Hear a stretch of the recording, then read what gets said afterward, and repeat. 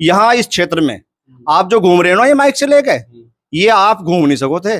आप रास्ते में ही लूट जाते और आपकी जेब भी और मोबाइल भी सब छीन जाते। मतलब मुस्लिम भी हसन परिवार से नाराज है। वो इसी वजह से तो नाराज है कि उन्हें जो है फैसला ना करा के लोगों को आपस में बढ़ाया, विकास तो कराया नहीं। लेकिन अशरफ भाई हैं, विधायक है थाना भवन से, हैं वो लगे हुए हैं। जब तो हमारे पास ये लोग थे भी नहीं, जब हम 93,000 वोटों से जीते थे, अब तो 2 लाख से ऊपर जीतेंगे इंशाल्लाह भाई साहब। और लोगों को डराया जाता है। जो लोग इन्हें वोट नहीं करता, कहीं ना कहीं इन्हें घुमा फिरा के अपने लोगों से फर्जी मुकदमे में फंसाया जाता है। नमस्कार, स्वागत है आप सभी का हिंदुस्तान 24 पर और मैं आप सबके साथ विपिन चौधरी। इस समय मैं कैराना लोकसभा की कैराना विधानसभा के गांव बसेड़ा में मौजूद हूं और ये मुस्लिम बाहुल्य गांव है। ऐसा ही है, ये मुस्लिम बाहुल्य गांव है। और इस लोकसभा पर आप सभी जानते हैं कांग्रेस सपा गठबंधन से इकरा हसन चुनाव मैदान में है और भारतीय जनता पार्टी ने एक बार फिर से प्रदीप चौधरी को चुनाव मैदान में उतार दिया है और बहुजन समाज पार्टी ने श्रीपाल राणा पर दांव लगाया है। जिस तरीके से कहा जा रहा है कि ये क्षेत्र इकरा हसन का गढ़ है और मुस्लिम वोट एक तरफा इकरा हसन को मिल रहा है, वास्तविकता क्या है? आज हम बसेड़ा गांव में पहुंचे हैं और तस्वीरों में आप देख भी सकते हैं, यहाँ पर सभी मुस्लिम समाज के लोग बैठे हुए हैं। क्या नाम है सर आपका? चौधरी मुंसाद अली चौहान, पूर्व प्रधान दवेड़ी खुर्द। बसेड़ा गांव में किस प्रकार का माहौल है? जिस तरीके से कहा जाता है कि ये हसन परिवार का गढ़ है, तो यहाँ से कुछ वोट प्रदीप चौधरी या श्रीपाल राणा को भी मिलेंगे या नहीं? सबसे ज्यादा यहाँ प्रदीप चौधरी का वोट है और पिछली बार भी प्रदीप चौधरी अच्छे वोटों से जीते थे, 93,163 से। और तबस्सुम हसन जी उस समय जो है 3 पार्टियों से लड़ रही थी, कांग्रेस, समाजवादी और लोकदल। तीनों पार्टियों का गठबंधन था। अब की बार जो है लोकदल हमारे साथ है, बीजेपी के साथ है। दोनों पार्टियों का जो है गठबंधन है। जाट एक ऐसा वोट है जो जयंत चौधरी से जुड़ा हुआ है, जहां जयंत चौधरी कहते हैं वहीं वोट देते हैं। 2018 में तबस्सुम हसन जो है उपचुनाव उन्हीं के कारण जीत पाई थी। अब की बार जो है जयंत चौधरी एक एक वोट को जयंत चौधरी जो है अपने पक्ष में, भारतीय जनता पार्टी के पक्ष में लाने के लिए पूरा प्रयास कर रहे हैं। घर घर जा रहे हैं, नुक्कड़ सभा कर रहे हैं, रैली कर रहे हैं। अच्छा, ये हसन परिवार से नाराजगी के पीछे वजह क्या है? हसन परिवार की जो नाराजगी है भाई साहब, वो ये है कि जो समाज था, मुस्लिम समाज, अगर किसी में दंगा फसाद आपस में हो गया तो उन्हें उसका समझौता ना करवा के उन पर मुकदमे दर्ज करवाए। ये सबसे बड़ा कारण है, झूठे फर्जी मुकदमे लगवाए। मतलब मुस्लिम भी हसन परिवार से नाराज है। वो इसी वजह से तो नाराज है कि उन्हें जो है फैसला ना करा के लोगों को आपस में बढ़ाया, विकास तो कराया नहीं लेकिन मुस्लिमों को आपस में बढ़ाया। ये सबसे बड़ा कारण है। इकरा हसन बड़े आरोप प्रदीप चौधरी पर लगा रही हैं कि कोई डेवलपमेंट नहीं हुआ। प्रदीप जैसा तो कोई नेता ही नहीं हो सकता, इतना सच्चा, ईमानदार, भला। उसमें ये कमी है कि वो तेज तर्रार नहीं है, हाय हल्लो ये कर दूंगा वो कर दूंगा। वो उसमें ये लोगों ने वो चाहिए कि जो गाली गलौज करे। प्रदीप चौधरी गाली गलौज करता ही नहीं, सम्मानित आदमी है, पढ़ा लिखा परिवार है उसका, वो क्यों करेगा गाली गलौज? तो ये जो और नेता हैं यहाँ पर आपके क्षेत्र के, ये गाली गलौज करते हैं। तो गाली गलौज करे अधिकारी थे। हमारी पार्टी के लोग ऐसे नहीं है गंदे। देख लो, आज आप कैमरे के सामने बोले, कभी पंचायत जुड़ जाए आपके पैर। क्या दिक्कत होगी? पंचायत जुड़ जाएगी। हमारे पे तो मुकदमे लगवा रखे पहले थे ही, झूठे फर्जी मुकदमे हसन परिवार ने। हाँ। अच्छा, डेवलपमेंट क्या करा है यहाँ इस क्षेत्र में? हसन परिवार ने डेवलपमेंट क्या किया? क्योंकि उन्होंने प्रदीप चौधरी पर सवाल उठाए हैं और लंबे समय से हसन परिवार यहाँ पर जनप्रतिनिधि बनता चला रहा है, एमपी भी हो रहे हैं और विधायक भी हैं। अब भी विधायक हैं वे। अब भी अगर कोई आदमी उनके पास जाए तो ये कहने लगे जी हमारे पास तो कुछ है नहीं, हम क्या करें? जब वे अभी विधायक हैं, जब अब नहीं उनके पास है तो सांसद बनने के बाद क्या कराओगे? विधायक तो वही है यहाँ विधानसभा के। लोग ने भेज के देख लो आप गोपनीय तरीके से, ये कहेंगे हमारे पास तो कुछ है नहीं। इकरा हसन का एक बड़ा आरोप ये भी है, खासकर भारतीय जनता पार्टी पे, कि कैराना को बदनाम किया गया। जिस तरीके से पलायन का मुद्दा रहा या फिर और अन्य कुछ बातें रही, तो वास्तविकता क्या रही आप बताओ? वास्तविकता ये रही कि ये लोगों से जो है खुंदक रखे है, मान लो कोई इधर है कोई उधर है, ये रंजिशबाजी करें, मुकदमे दर्ज करवाएं लोगों पे। ये सच है बात। उत्पीड़न करते हैं, उत्पीड़न करें लोगों का, अन्याय करें लोगों के साथ। अब आप देख रहे हो पूरे क्षेत्र में मुस्लिम, आप किसी गांव में जाके देख लो, जनाधार बढ़ता ही बढ़ता जा रहा है मुस्लिमों का, घट थोड़ी रहा।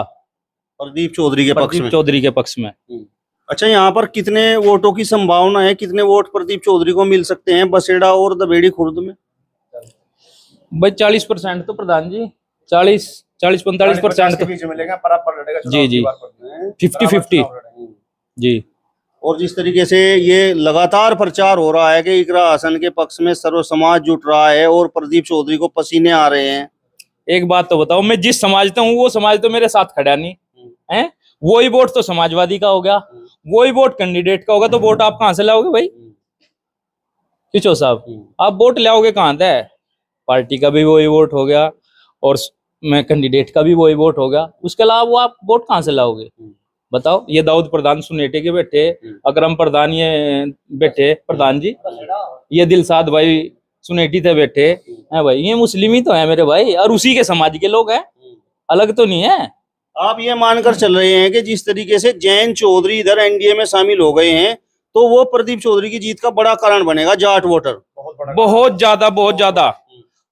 आप देख लो, लोक दल से मुसलमान गुज्जर है वाजिद भाई, वो पूरी तन मन से लगे हुए हैं। अशरफ भाई हैं, विधायक हैं थाना बावन से, हैं वो लगे हुए हैं। जब तो हमारे पास ये लोग थे भी नहीं, जब हम 93,000 वोटों से जीते थे, अब तो 2 लाख से ऊपर जीतेंगे इंशाल्लाह भाई साहब। आप बताओ जी, लंबे समय से हसन परिवार यहाँ से जनप्रतिनिधि बनता चला आ रहा है, एमपी भी रहे और वो विधायक भी हैं, तो आपके क्षेत्र में डेवलपमेंट क्या हुआ? मैं आपको बता दूं, यहाँ परिवार हसन परिवार है, ये काफी लंबे समय से यहाँ राजनीति में बना हुआ है। लेकिन इन्होंने यहाँ पूरे क्षेत्र में अगर कोई एक स्कूल बता दे कि किसी भी मुस्लिम बहुल्य गांव में हमें एक स्कूल दिया है, शिक्षा का कोई संस्थान दिया है, तो मुझे बता दो। बाबूजी हुकम सिंह जो थे, यहाँ से सांसद भी रहे, मंत्री भी रहे, विधायक भी रहे। हर गांव में कोई अगर मुस्लिम समाज का गांव हो और वो ये कह दे कि यहाँ सांसद ने स्कूल हमारे गांव में नहीं बनवाया, तो आके मुझे बता दियो। हर गांव में जो स्कूल शिक्षा की जो भी संस्थान बने हैं वो बीजेपी के नेता थे हमारे सांसद हुकम सिंह जी, उन्होंने ही दिया है। मेरा सवाल आपसे ये है कि जब ये लोग काम नहीं करते तो लगातार जनप्रतिनिधि जनता इन्हें कैसे चुनती है?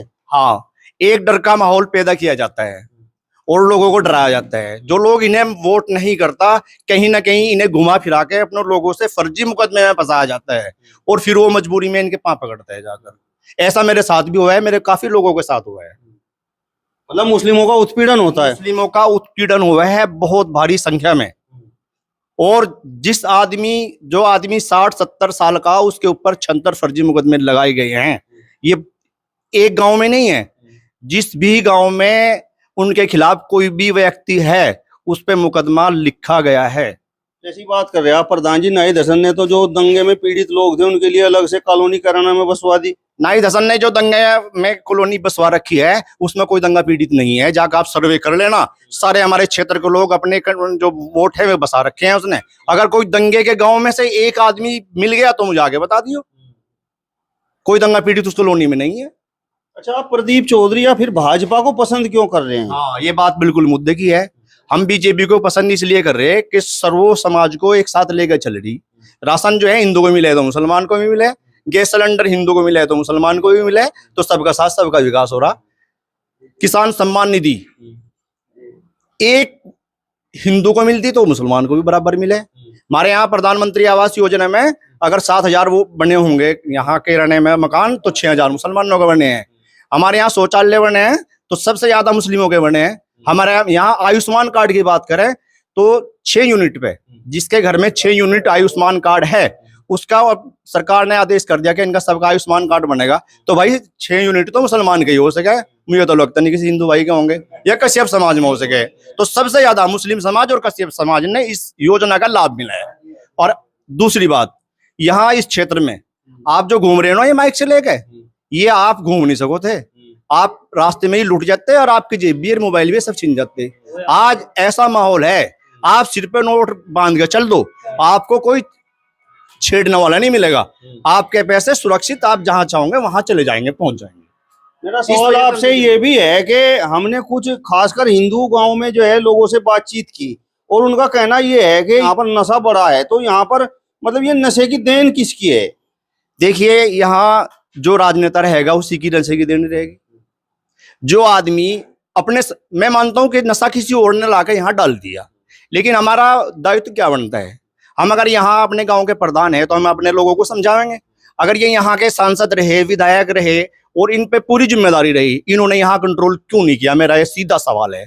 दूसरी बात, जितने भी लोग यहाँ स्मैक बेचने वाले वो टोटल हमारे, और जितने पीने वाले वो टोटल हमारे। भाई नाश्ता हमारा ही हो गया। अब सरकार चल ली बीजेपी की, अब मुझे बताओ कौन बेच रहा है और कौन पी रहा है, सारी शांति होगी। इसलिए हम बीजेपी को भी वोट दे रहे। प्रदीप का विरोध था भाई, हम चाह रहे थे हमारे यहाँ किराने में ही जो है मरगंगा सिंह का हो जाता, लेकिन नहीं हुआ। हमें कहा हम तो उससे ही देंगे प्रदीप तई, और हम पूरे प्रचार में लग रहे। अब यहाँ बसअड्डे में प्रचार के लिए जा रहे। और इकरा हसन के गढ़ में आप इकरा हसन के हसन परिवार के खिलाफ बोल रहे हैं, तो शाम तक पंचायत जुड़ जाएगी आपके बारे में। हम खिलाफ नहीं बोल रहे, हम जो सच्चाई है उसे उजागर कर रहे हैं। हम लोगों को ये बता रहे हैं भाई यहाँ इकरा हसन अच्छी लड़की है, सम्मानित है, पढ़ी लिखी है, हम दिल से बिल्कुल उसका तहे दिल से उसका वो करते हैं। लेकिन जिस वो दल से लड़ रही है वो दल बहुत खराब है। उसने दंगा कराया था 2013 के दंगे में, हमें देखे हमारी माई बहन ने किस तरह यहाँ जो सर्दी में बरसात में उनके ऊपर छत भी नहीं थी। हमारे वो दिन याद है, हम भूलने की नहीं। आपका मानना ये है कि वो दंगा समाजवादी पार्टी सरकार में अगर दंगा हुआ तो रोका क्यों नहीं? चलो मैं मानता हूँ मुझे दंगा करा दिया, तो सरकार क्या दायित्व क्या होता है? सरकारी की जिम्मेदारी थी कि दंगे को रोकती और पूरी तरह से उसे कंट्रोल कर दी, लेकिन बिल्कुल सरकार विफल रही, मेरा पूरा मानना है। और अपने भाइयों को यही बात समझा रहे हैं हम, और हमें बीजेपी से डराते हैं और अपना वोट ले लेते हैं, फिर कोई हमें पूछता नहीं। आप बताओ जी, ये तो सारे जो है उल्टे बोल रहे हैं, आपके मन में क्या है? जी हम तो भाजपा का वोट देंगे सीधा, प्रदीप चौधरी का। दबाव है कुछ? ना दबाव नहीं जी, खुल कर दे रहे हम तो, बहुत दंत दे रहे जी। नहीं, कारण क्या है? कारण अच्छे काम करे हमें, हाँ, अच्छे काम करे, बढ़िया आदमी है। आप बताओ भैया, जिस तरीके से प्रदीप चौधरी पर आरोप है कि डेवलपमेंट कुछ हुआ नहीं, कुछ यहाँ आपके क्षेत्र में हुआ कि नहीं? डेवलपमेंट तो ये है जी, यहाँ से सड़कें देख लो, आप किराने से आए होंगे, कैसी स्थिति है जी सड़कों की उनकी जी। और जी स्वाय न अपनी राजनीति के उसमें जी दूसरों का कोई वो नहीं करना जी। आप ये देख लो, इधर शिक्षा का उसका कितने की स्कूल है जी, यहाँ से इस कदर इलाके में जी टोटली नहीं गई था जी 90-95% जी हसन परिवार का जी, इन्हीं के साथ जुड़े हुए थे जी लोग। अब जैसे जैसे स्थिति बदल रही जी, जब से बीजेपी आई, हर आदमी अपने रोजगार के उसमें जी, और जी पढ़ाई के उसमें जी, स्कूलों में सुबह ही बहुत से बच्चे जाए जी, पहले कहीं भी नहीं था जी, साधन नहीं है जी। यहाँ आज तक इस क्षेत्र में कोई भी बस का उसका वो नहीं होया जी।